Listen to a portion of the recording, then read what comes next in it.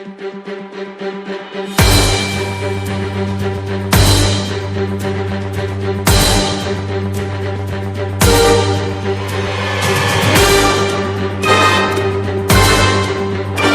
pasukan dan perlengkapan militer baru diberangkatkan dari sebelah barat Rusia, dan lebih dari 100 kendaraan di pangkalan udara di Belarus, dekat perbatasan Ukraina.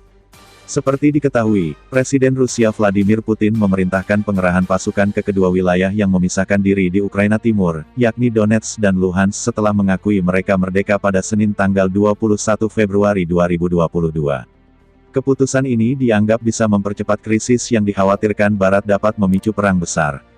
Seorang saksi mata melihat tank dan perangkat militer lainnya bergerak melalui kota Donetsk yang dikuasai separatis setelah Putin mengeluarkan dekret yang isinya mengakui kemerdekaan wilayah pecahan Ukraina itu dan mengatakan kepada Kementerian Pertahanan Rusia mengirim pasukan demi menjaga perdamaian. Langkah itu mengundang kecaman Amerika dan Eropa, dan janji sanksi baru meskipun tidak jelas apakah itu langkah besar pertama Putin menuju serangan skala penuh di Ukraina yang telah diperingatkan oleh pemerintah Barat selama berminggu-minggu. Seorang pejabat senior AS mengatakan pengerahan pasukan ke kantong-kantong yang memisahkan diri yang sudah dikendalikan oleh separatis yang setia kepada Moskow belum merupakan invasi lebih lanjut, yang akan memicu sanksi paling keras. Tetapi kampanye militer yang lebih luas bisa datang kapan saja. Di sisi lain, Presiden Vladimir Putin dikabarkan justru mendapat lampu hijau dari Majelis Tinggi Parlemen Rusia pada Selasa 22 Februari untuk mengerahkan militer ke kedua wilayah yang dikuasai separatis di Ukraina Timur untuk menjaga perdamaian, katanya.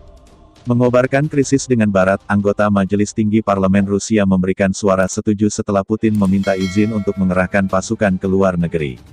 Langkah itu setelah Moskow mengakui kemerdekaan dua wilayah di Ukraina Timur pada Senin 21 Februari. Keputusan itu segera berlaku, menurut anggota parlemen Andrei Klisas. Dengan menyetujui penggunaan angkatan bersenjata di luar negeri, kami menganggap mereka akan menjadi pasukan penjaga perdamaian.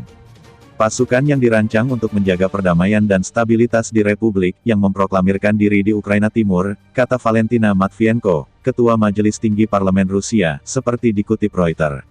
Ketika anggota parlemen Rusia bertemu untuk membahas rencana pengerahan militer tersebut, Kremlin mengumumkan Putin telah meratifikasi perjanjian persahabatan dengan Republik Rakyat Donetsk dan Republik Rakyat Lugansk yang memisahkan diri di Ukraina Timur.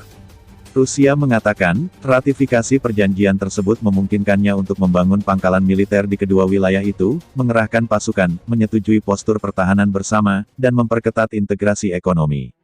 Sementara, seorang wartawan Reuters melihat sekitar 5 tank dalam satu kolom di pinggir kota Donetsk dan 2 lagi di bagian lain kota itu.